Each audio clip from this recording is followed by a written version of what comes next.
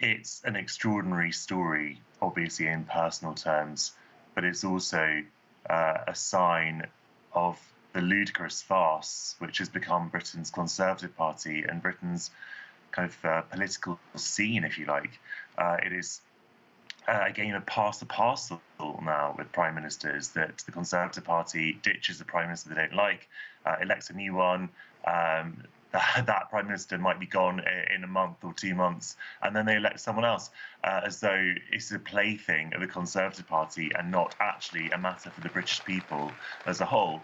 And so we now have the third prime minister in 2 months, massive political instability, a huge economic crisis, which is exacerbated by Liz Truss, the outgoing prime minister.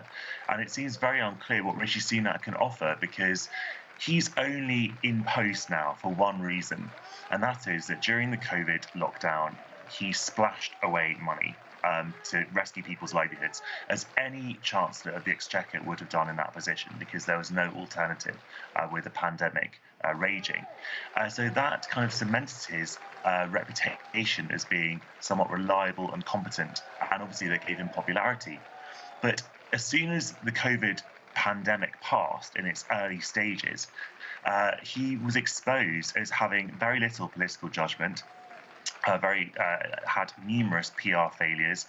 He got into big rows about his wife's non-domiciled tax status, his own possession of a US green card, which didn't seem becoming for someone who's a second in command in the UK government. And obviously, he received a fine for breaking COVID rules during lockdown.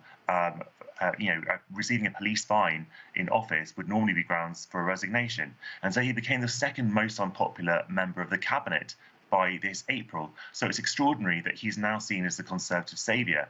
I would say it's not a sign of his strength, but of the Conservative Party's weakness.